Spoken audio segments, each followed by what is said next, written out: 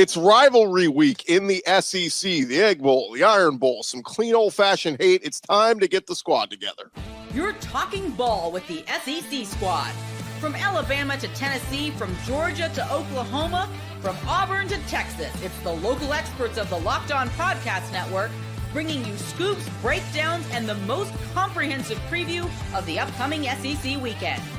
It's the SEC squad, and we have a seat for you. Hurt feelings and thin skin are prohibited. Squad up, you're part of the SEC squad.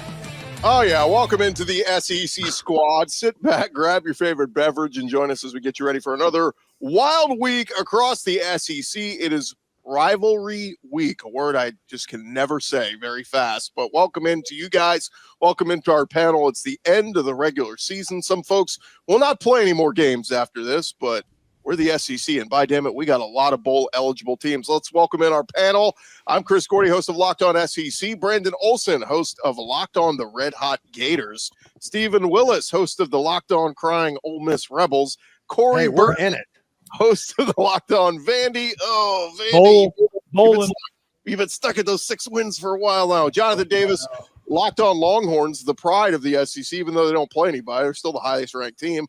Chris Marler, host of Locked On Gamecocks, the red-hot Gamecocks. They just don't lose. And John Miller, host of Locked On Mizzou, where if it wasn't for those pesky OU Sooners, man, you could be playing for a playoff spot right now. Welcome in, guys. How are you? You mean the Gamecocks, but yeah. Whatever, same thing. One of those maroon teams, yeah. They could be rocking and rolling. Yeah, there you go. That's right. Oh, my goodness. No, we're not doing that. Well, let's not do this again. I need a close-up of Brandon's reaction to that, just the disappointment. It's like looking at my parents. Let's start here, guys, because this is always one of my favorite weeks in the conference because you do have a lot of rivalry games and a lot of just teams that hate each other. And I loved right out of the gates on Monday, we were already getting trash talk from Auburn players, Trey Zune at A&M taking shots at Texas. I'm like, guys, it's Monday. You got all week. Pace yourselves. But kind of just throw it out to you guys. Do you have a favorite rivalry in the SEC? It could be your team. It could be another rivalry of another team.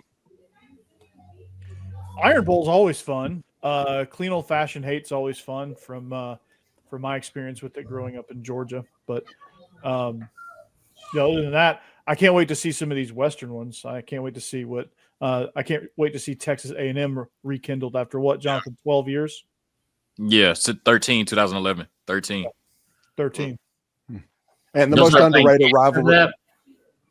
The most underrated rivalry in football is the Egg Bowl. Yeah. It's amazing. Billy But the problem Napier is killed the Mississippi Egg Bowl. State is not good. This year is Billy not Napier good. killed the Egg Bowl. No, he didn't. Jeff Yes, he Levy did. No, Billy Napier killed Gordy, it. I just have to say, in your cold open, you mentioned the Iron Bowl and the Egg Bowl, but no Lone Star Showdown. Like, I know it's been 13 years, but It's new to the SEC, all right? I'm wearing a Longhorns t-shirt. Is that all right for you? I was in Austin. I mean, it's still disrespectful. You just said it. We're the class of the SEC right now. You know, show us some love in the cold. You're the highest ranked team in the SEC I right said now. pride, not class. You know, Bill Parcells said you are what your record says you are. We're the best team in the SEC. I We think my prove it favorite every thing week. from the Texas A&M Texas rivalry I've ever heard in my life was I thought this was a rumor when I was growing up. This is a real thing that happened. I had a Texas A&M guy on our podcast a couple years ago confirm it. When Jackie Sherrill tried to come in there and he was the head coach at A&M and somehow motivate his team, and the way he did it was decided he was going to castrate a live bull and a live steer in the locker room. And I was like, there's no way that happened. This is SEC lore. This is crazy. This is the $100 handshake, $100,000 in a shoebox, gold Trans Am type thing. It was very real. It was very real. So there's a lot there, a lot of juice in that Texas A&M game. Not for that bull, that his juice. A lot of juice indeed ended up on the floor of that locker room, apparently. Yeah, that's right. Cheryl also did that for the Egg Bowl, by the way. Seriously. He A castrated live the steer? bull for no real. So he got rid of his eggs, is what you're telling me. I'm just telling you, this Texas A&M rivalry, I'm psyched for it after a decade. Yeah. It's not just on the field. I mean, A&M was about to go through an act of state legislature to I think stay out of this rivalry. There's that level of hatred here, and I'm for all the true hatred. I think of all the games this week, this one has the most juice to me, clearly. Most expensive game of all time. I was going to say, if you guys haven't checked out the Game Time app, and by the way, download the Game Time app. It is a great way to get your hands on tickets. But my God, look at the prices everywhere. I mean, Game Time's actually got some deals to get in. The get in price right now in Game Time is $7.45. But I've seen other other websites out there have like $2,000 to get into the door for this game. It's a regular season game. Yeah, it's like those are like NFC Championship game numbers. Ooh. Well, look, if you live in College Station or Austin and, you know, the Cowboys suck, I mean, this is your NFC Championship. Hey, come on, man. We're coming off a win, bro. I'm saying you had 5 weeks to say that. Like, we're coming off a win. They still suck. Marler, give me a quick thought on the Iron Bowl. What do you make of the Auburn freshmen? It was all the Auburn freshmen this week in Riddick and Cam Coleman talking some trash already. Here's the thing, Gordy, you've known me for how many years now? 6, 7 years now? What's the thing I say every year when usually when it's a Bama Georgia game, and I will say it again to Auburn. I hope you guys all listen up. I'm happy for you guys beat A&M. That's great. It took 4 overtimes and a drop pass to do it. Incredible. Beat Louisiana Monroe. Fantastic job. Let's not forget that a week before that you scored 7 points against Vandy at home and have been trash all season. No offense, Corey, but that's not why they're trash. Vandy's great. But here's the thing. You can talk all the trash and all the blank you want to all week long. And you can sit there and you can talk on your message boards. You can talk, to whatever, whatever else you want to do on Twitter. You can talk all the trash you want on Locked On Auburn. You can talk all the trash you want with Daryl, our good buddy. We love all of it. He's cutting on 3:30 on Saturday. They're gonna tee up that ball, and you got to line up and play Alabama. And you haven't beat him in 4 years. You're not going to beat him this year. You haven't come within 20 points of beating him in Tuscaloosa since 2008, besides one time, and it took Cam Newton. And Cam Newton ain't walking through that door. So that's what I feel about the Iron Bowl. Chris, is that you right there? Macho Man? Fired up. That is Macho Man. Yeah. We joining our group here is Zach Blackerby, and the timing is fortuitous. Host. Hey guys, yeah, jumped in, and the South Carolina host is talking about the Iron Bowl. For those who don't know, Marler is a lifelong Bama fan, does a great job with Locked On South Carolina, but when it comes to Bama Auburn, he's a little bit passionate about this one. And Zach, I understand your guys talking trash this week. Yeah, I guess so. I guess DeMarcus Riddick got a lot faster, which is super, super exciting. Jalen Milroe's lying about knowing DeMarcus Riddick, and there's pictures of them together, which is objectively funny. And then Cam Coleman said that they're going to go, take over their crib and have a great time doing it. I mean, I love it. I'm all about it. I think it's great. I think it's great because you finally got folks at Auburn that, the narrative is always like, man, if we just go to Tuscaloosa and keep it close, let's see what happens. I'd much rather have this than what we've had over the last decade. I'd much rather have a group of really talented freshmen that believe that they can do it versus guys like, man, if we just keep it close, we'll see what happens. I'd prefer this 100%. Real quick on this, Zach, too, to piggyback off this, you said this in our group chat privately, and I'm going to say it publicly. First word out of your mouth when I started spouting off, you go, I love when Bama fans get scared. Yep, I'll be 1,000% honest, terrified of losing to Auburn if you're a Bama fan this weekend. But the funniest thing I think I saw on Twitter out of all the comments was when Jalen Milroe said all that about it. I don't know who that is. And it was like, confirmed Jalen Milroe doesn't watch tape. Just as we saw last week in Norman. Yeah, no doubt. It's like you don't know the guy who's probably going to be spying you most of the game. Interesting. That's bold. But then there's a picture of them at a recruiting visit together, which is objectively funny that Riddick was taking pictures with Milroe with the trophy and all that. But I love it. I love the smack talk. I think it's great. And I think there's a lot riding on this Iron Bowl, a lot more than we thought there would be even a week ago. So I think Auburn makes a statement this weekend. By the way, on Twitter right now, one of my favorite things is there's just a picture of Peyton Thorne's stats and Jalen Milroe's stats side by side, and Peyton Thorne has better stats. That is objectively hilarious to me. Milroe's lucky he had those stats almost padded all in September, because since that game against Georgia, it's way worse too. Thorne's been playing some of the best quarterback play out of anyone in the SEC over the last and he missed a game and a half because he got benched and he didn't play against New Mexico. And so you got to think it'd be conservatively, you could say 200, 250 yards. And if that's the case, like we're talking about Peyton Thorne being like 4th in the SEC in passing yards, that's kind of crazy. Like that is bizarre. Let's go ahead and make our picks here, guys. Raise your hand if you like Bama at home to beat Auburn. Raise your hand. You got me. We got 5 of us. Cowards. All right, we got 3 of us. Not coward. I'm never in my life picking Auburn. Screw you guys. So Zach, Steven, and Corey, you're taking Auburn. Yeah, yes. I think some weird stuff's going to happen in this game. I for some reason, the trash talk and Milroe is just something's not right there. Yeah. But is Auburn tucking or is Alabama tucking in their shirts this week? That's what I need to know. That's the real stuff. Important. I just want to know if they question. can stop a QB power. That's all I want to know, because they couldn't do it a week ago. So If it was at Jordan-Hare, I'd be with you guys. But it's at Bama. Look, they beat Georgia at Bryant-Denny this season. They win at home. They take care of business. So that's what I'm going with. But weird things happen. All right, we got plenty more rivalry games to jump into.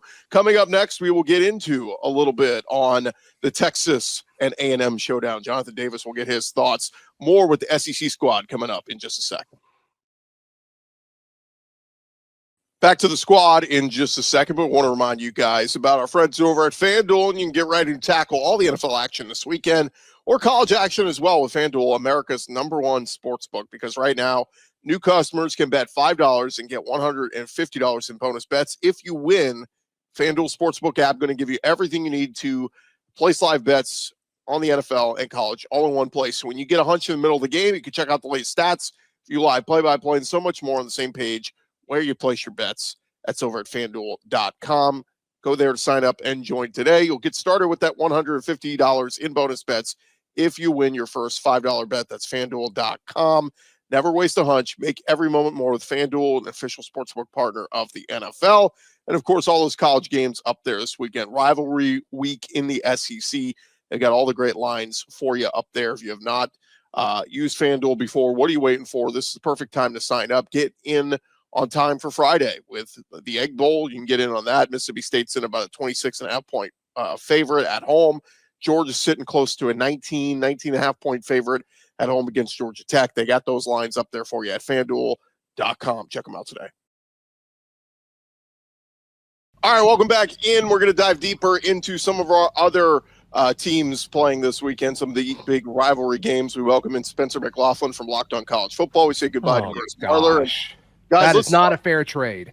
Let's talk. He's here. We don't welcome him. We're gonna find out. Not too late. Chris already welcomed me. No takesy backsies. Wait until you guys hear what they said about the SEC on the Big Ten squad. Wait until you hear. What did they say? Tell us. You hear. They were just I'm not waiting off about how the Big Ten is so great and the SEC is supposed to be so great. I don't get why they're supposed to be so great, but we have all the top teams here. That was Jacob Owens too saying that. The guy who just got waxed by Ohio State. Spencer McLaughlin, they were all like, "Oh yeah, the Big Ten's so good." You haven't even heard what I had to say about the college football playoff rankings reaction yet. I don't care what you have to say. I don't care. You're team in a dead conference. That's fine. In a conference where anybody can beat anybody, doesn't that mean that's the better conference than the one? Oh my gosh! Welcome to the party, Chris. Welcome to the party. Cannibalization is a sign of strength, not weakness. Oh boy, I love hearing that from the SEC crowd. That's rich. From Iowa on down to Purdue, it's all crap. There's a reason why CBS ratings suck, because those games suck and nobody wants to watch Minnesota. By the way, Kansas is beating every team at the top of the Big 12. Is it on? Is it? Does that mean it's the same? Is that what we're going for here? The Big 12 I'd be like if Vandy was Kansas beating is everybody winning in the games, SEC yes, at the that's an top. indictment of your conference for from a Missouri fan. Thank you very much. Yes, Missouri talking smack about who's really good in college football. I love hearing that too. Bring excuse me. I'm sorry. The SEC. You look at the 8th best teams in the ACC. You got Missouri and Ole Miss. Would you? Oh gosh, Missouri's terrifying. Hold on. Can I make my comparison? Michigan Those State. two, or would you rather have Minnesota and Michigan? I just watched Minnesota go toe-to-toe with a top 5 team in all of college football. Where's your love for the Gophers? Go toe-to-toe against Penn State. Oh, well, I thought the rankings were everything. That's what we're operating under the assumption of here, right? The last time Ole Miss played Penn State, they beat them by 4 touchdowns, and it wasn't that close. Is that what happened the last time Ole Miss played Florida? I forgot. Oh, but Florida's in the SEC. Dang. Florida I see. Florida would Right. beat Penn State by 2 touchdowns. Right. So here's how it works. Heads you win, tails I lose is basically how this works. The bottom of the SEC can beat the top of the SEC because the SEC is just so gosh darn incredible and amazing. But the bottom of the Big Ten or middle of it competes with the top of the Big Ten, or that happens in the Big 12, and it's, oh my gosh, you guys are so terrible. Why don't you learn how to football? Well, nobody would know because nobody watches the game. CBS's ratings are at a decade low because Give me your the Boise SEC State is Wyoming getting every triple header on ABC. Everybody's watching the SEC versus SEC because it's good football being played. No one's watching Michigan Or State. alternatively, those fan bases and brands have done a much better job establishing themselves as quality television products for the last 20 years. Just maybe. When they won like 16 What a national weird- titles. what a in the weird last selection. year. Yes, I'm not Steven. I'm not denying that. I'm not denying that. But Chris will say, well, it's because no one's watching this year. Well, there's a lot of fathered-in viewership with college football, and the SEC has been better at that than anybody else because it has been the best conference. Money. That's they why were the Big betting Ten on a lot of Friday grandfathered in night. viewership and from Yeah, the Big Ten, as the well. Big Ten's I mean, media they got the contract bigger is noticeably conference. worth a small amount of money. I believe it was $1 billion. Right, But it's but worth that a undercuts noticeable your amount of point. You were small talking about the exposure. old grandfathered in, fans. That kind of undercuts your point if the Big Ten has a bigger TV contract, doesn't it? Greg Sankey is handing. I think it depends. Greg Sankey is waiting on more money from Disney to go. You want us to go to 9 conference games? Pay us even more. It was a record deal that they just signed 2 years ago, and they No, want we all even know more. Sankey is waiting until they assure the SEC will get 8 teams into the 2014 playoffs. Well, how about you respect Well, then they'll the get Super more into the Football and stop semifinals. rewarding Indiana for playing a bunch of high schools? How about that? Maybe that will help. So That's why they right. play on And, Friday night. wait. I love this. So Indiana plays a top 5 team, loses, is clearly not as good, and they get their first top 25 opponent of the season. Yes. They just played them. 100%. And yet here you are justifying Missouri being ranked when anytime they go up against a good team, they get Nobody's blasted talking into about oblivion. Missouri, Spencer. Spencer, The you know how Tigers many aren't in the rocks college Missouri football paints playoff each race. week? All right, let's get Nobody's into talking about it's Missouri rivalry anymore. week, and it's not the rivalry between the SEC and the Big Ten. We all can agree that the Big Ten sucks. All right, moving on. Let's get into some of the games. Texas versus Texas A&M. We got this. It's a rivalry game that is back. Everybody's excited. Jonathan, give us the reasons why you're excited, why you're maybe nervous. In College Station, Ross Bjork fought for this. It's his lasting legacy at A&M before he left to go be AD at Ohio State. What do you think? Yeah, just you talk about the excitement. These teams have gone 13 years without playing each other. But like John Miller said, the hatred has never left, right? I mean, these fan bases have been arguing on social media for 13 straight years. And yes, they played in basketball and, softball, baseball, and other sports. But we know football determines this rivalry. Justin Tucker was such a big part of the last game they played. He's had a Hall of Fame career in the National Football League since these two teams have played on the field, so I'm excited about that. Then you talk about the implications, right? College football playoff implications, SEC championship implications, a battle for the state of Texas, the best state in the country, right? Recruiting, just everything. This game is going to mean so much. Does Alabama have an argument, Zach? What is that? Definitely not face pro for? football. I mean, come on now, And so when you talk about, just this game period, Texas has everything to play for. Right now, the top seed in the SEC, they win, they're in the SEC championship, almost a lock to make the playoffs either way. But with their schedule and all the talk about Texas hasn't played anybody, you don't want to leave it up to chance. Of course, Quinn Ewers has, an ankle sprain. He's hurt again for the 4th time in 3 years. And so, that's going to make it interesting. Texas A&M coming off the loss to Auburn, but still having a chance to make the SEC championship. Just so much to play for, such a good matchup, such a highly anticipated matchup after 13 years. These teams have played over 100 times. These teams played every year from 1915 to 2011, which I think is insane. And it's going to be an electric matchup on Saturday night. And, it's that type of rivalry game where, although Texas is the better team and Texas is going to be favored, this is the type of game where if Texas A&M wins, you would not be surprised. There's just so much hatred on the field. Like you said, these teams have been talking trash, or Texas A&M has been talking trash since Monday. It's just that type of game where anything could happen. Kyle Field at night, 100,000 people. It's going to be rocking, but I still think Texas gets the victory. Zach? Go ahead, Zach. I can call on you. Go ahead, Zach. Are you at all worried, Jonathan, that Mike Elko admitted at his press conference that he spent all last week focusing on Texas, and clearly that was the case? Yeah, when you lose to Auburn, clearly you're not focused on Auburn, right? I think that I'm worried, like I said. I'm trying to build you up, and you just took a dig. I'm going to ignore it. I'm going to ignore it. Like I said, I'm more so worried that you have a defensive mind in Mike Elko, who I think is one of the best in the business. You have a defense, one of the best front fours in college football. They've had trouble stopping the run, but I think that's been with, running quarterbacks, and we don't really have that. And Quinn Ewers does have this ankle sprain. He's not going to be 100%. What happens if Mike Elko just gets to dialing it up, that defensive line just goes crazy, and we see Georgia 2.0, Quinn Ewers deer in headlights, right? And they get pressure on Quinn. He's a statue in the pocket. To that point, I was just at the game this past weekend, and I was sitting around a lot of Texas fans, and they were all saying how little faith they have in Quinn Ewers. So, I mean, Texas that's fans, been the biggest conversation amongst the fan base the last 3 weeks is Quinn Ewers is topped out. This team can't win a championship with Quinn Ewers. And so I do have legitimate question marks on if Quinn Ewers is not 100%. And Texas A&M can get pressure on him, they can control this game. And, does Steve Sarkisian panic once again and go to Arch Manning? It's going to get very interesting on Saturday. This is not just a game where Texas can go in there and dominate. It's going to be really interesting. And like I said, without Quinn Ewers being 100%, I think this game could go either way. Does anybody think Vandy can beat Tennessee? Because I don't think it's a crazy notion. Hold on. I have my hand up. So right now we're going to I got to call on Brandon. I'm Gordy this segment. I'm Gordy.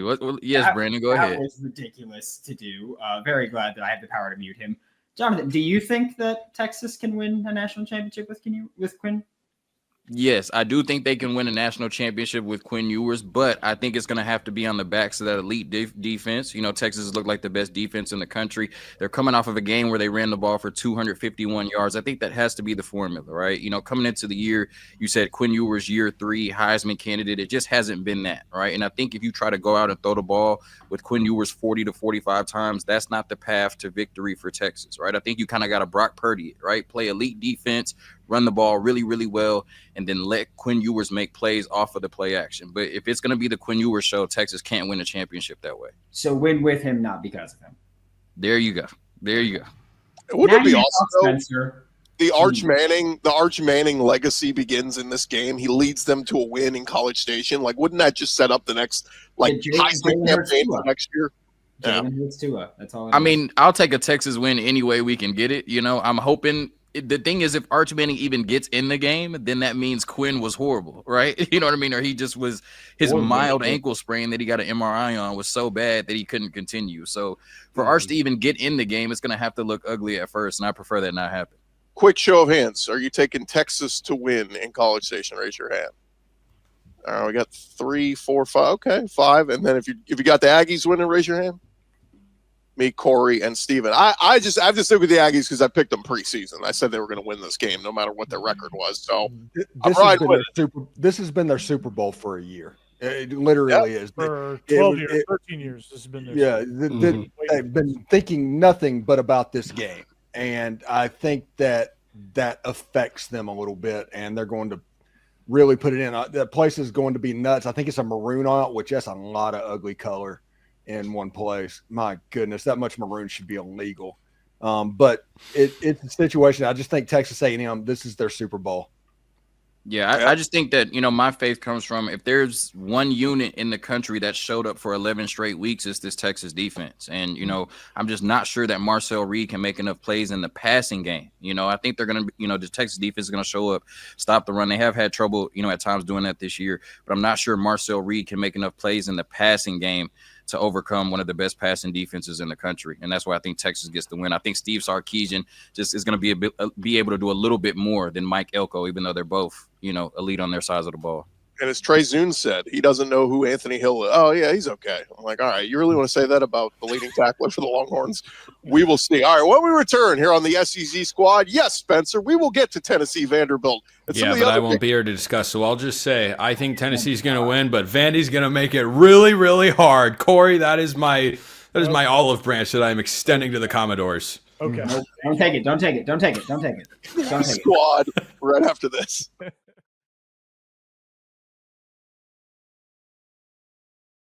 All right, one more segment here on our SEC Squad, and we got our other rivalry games we got to touch on happening this weekend. And guys, let's start with a quick thought, because we did just tease it a little bit on Tennessee Vanderbilt. A big game because, look, Vandy's already bowl eligible. They got their 6th win. 7-5 would be awesome. And by the way, it would go a long way for Clark Lee's bid for SEC Coach of the Year. But for Tennessee, it's everything on the line, right? The playoff spot and a large bid still on the line there. If Tennessee can go take care of business. Everybody feel like the Vols go take care of business in Nashville? I feel like when you say, oh yeah, like Tennessee has the opportunity to go take care of business and like do that, I feel, and Vanderbilt, they already got bowl eligible. You can get a 7th win, and that'd be great. But like, you're already there to help your bit. I think you're overlooking just the pure hatred of going, well, I get to screw over Tennessee. Yeah, you're doing one of these. That would drive me more than anything. Like I'd be like, I don't even care if I'm bowl eligible or not. The fact that I can ruin someone's dreams and break their heart right now would drive me so much more than any bowl game, than a Coach of the Year bid. Ruining Tennessee's season when they talked so much trash and they were so confident.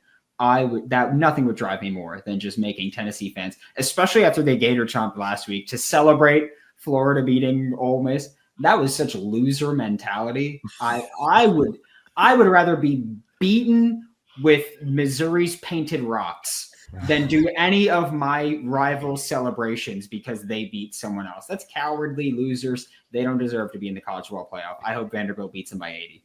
John, did you get more answers on the painted rocks thing? Did you do your homework?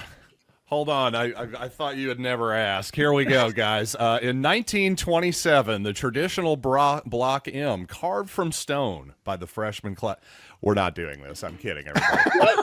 You actually made me, John, because of that topic last week. I actually Googled that exact article you're reading, and I read that part. Gordy wasn't even here for it. He's website. like, I need to know about the rocks. Gordy, what did you think about the show last week? Google too. I think you guys did a great job. It was good. I feel like it was a train wreck. I feel like it was a disaster. So that was a lie. Got People like watching train My wrecks, entire comment section, I missed it last week too, and my entire comment section was, "Oh my God, they were talking so crazy about Texas." Well, this is me putting the train back on the tracks here. Real quick, everybody feel good about Tennessee? Raise your hand if you're taking Vandy to beat Tennessee. Hey, hold on. Let the Vandy guy talk. Should we let the Vandy guy talk? Yeah, Corey, give me your thoughts. Well, all the pressure's on Tennessee here, and Brandon, that's a phenomenal point.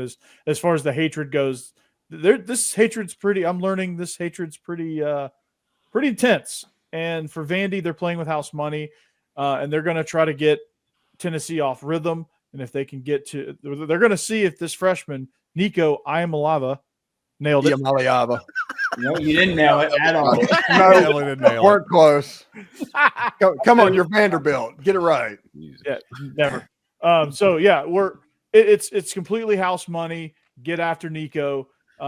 See what this freshman can handle as far as pressure wise, and see if this pressure of making the college football playoff crumbles Tennessee, or if they take care of business. It's just funny because Corey said that like it's Nico's first game. Like he's like, we're to see what this freshman can handle. In fairness, I'm trying to figure out if it's still Pavia or Pravia. Everybody still says it differently. So, Pavia, as far as I know, nobody's corrected me. So, Nico Iamaleava, yes, he will be tested against Vanderbilt. And Clarkley is a Vandy guy. He went to Vandy, so there's a little bit of hatred towards ruining Tennessee's season. He probably was in school when Peyton Manning. Those guys were playing quarterback. Mm-hmm. So whenever they were checkering out their stadium and all of that, I imagine there's some hard feelings. That happened 2 years ago. Yeah. It happens every year. Well, General Nealon was coaching. I don't know how old Clarkley is. So we'll move on. We do have some of the rivalry games we got to jump into. Steven, quick thought on the Egg Bowl. 2-9, Mississippi State winless in the conference. But man, talk about ruining seasons. Ole Miss's season's already ruined, but they'd love to ruin it even more by winning this one. Hey, they got a playoff ranking of 14, which means there's probably at least going to be a little bit of buy-in this week. So it's not going to be just quitting. So instead of winning 31-17, there's a chance they win 48-17. This is a game that Ole Miss should win fairly easily. Anybody like Mississippi State to pull off the upset? I don't. No. As much as I want to. Yeah, I know you want to. I know you want to. It'd be hilarious, but I don't. I just hope we see a wide receiver pee on a fire hydrant. That's we got to bring that back. That was that peak Egg Bowl? I feel like it's just been downhill from that moment. No, the peak Egg Bowl was the 2017 game that had DK Metcalf starting the peeing celebration and Breeling Speaks after a personal foul penalty, recovering a fumble and waving at Dan Mullen on camera. That was the peak Egg Bowl. A lot of peeing in that game. Yeah, the next year, every player on the field got a personal foul. Well, Zach, I don't know if you know this, but in celebration of all of that peeing, Lane Kiffin pissed down his leg last week. Oh, that is factual. That is absolutely factual. How about some clean old-fashioned hate? Look, I don't know. Everybody always tells me how great this rivalry is, but in recent history, Georgia's just dominated Georgia Tech. But some folks in Atlanta will tell you otherwise. Georgia Tech's going to get up for this one. Georgia at about a 19.5-point favorite. Anybody have a thought on this one? Well, Georgia Tech is very pesky. And their offense is humming along. Too bad they can't play defense. Your cousin's the offensive coordinator. Be honest about it. Yeah, I didn't want to drop that name, but yes. little bias. That's fine. Wow. Wow. I was like, where's this coming from? Wow. Who's rumored to be who's interviewing for the Southern Miss head football job, actually. But There you go. What are you, Spencer? Yeah, go Dogs. That's my only thought. Go Dogs. Clemson, South Yeah, Carolina, I mean- nobody. Everybody feel good about Georgia winning this one? yeah. Georgia Tech covers. Georgia Yeah. Tech. Yeah. I mean, that would be an upset. Like, that would knock everybody saying, oh, Georgia, they're going to Atlanta and all this. Like, can you imagine if they lose? I mean, it really would screw over the SEC. So, It's a similar situation to what Tennessee's going through with Vandy. It's you're heavy favorites, you should win, and then they roll in, and Georgia Tech's not exactly a rollover. Hey, maybe Carson Beck throws a bunch of picks again. It's weird, like his eyes look that way, and so sometimes he just can't see the middle of the field, and he's just looking in all kinds of directions. So hopefully rude. he throws more. That was picks. mean. That was mean. That was Good. mean. It's supposed to be. Welcome to the SEC squad featuring Brandon Olson. Thank you. That was mean. Thin skin is prohibited. Yeah, We got a few no more. thin skin. We're going to run through these as quick as we can. Oklahoma at LSU is interesting. LSU, all of you guys thought they were going to quit last week. They didn't. They showed up. They beat Vanderbilt. Finished strong. They can get an 8th win of the season, beat Oklahoma. Oklahoma coming off of their best win of the season, beating Alabama at home. So I really don't know what the hell to think of this game. I think it was those XFL uniforms LSU was wearing, personally. Scared Horrible. Vanderbilt to Mhm. death with those mustard yellow. I think even the XFL would reject those uniforms. Yeah. Blame Nike. Nike's the ones who do this. They're like, wait, LSU, you wear white jerseys at home and on the road? We can't sell. Everybody has a white jersey. We can't sell. We got to sell more jerseys. Let's come up with awful combinations to put in our stores. So, Yeah, that was an all time. Yeah, I'm going LSU. I'm going LSU. I'm going LSU Oklahoma's as well. won one road game all year. Zach, which one was it?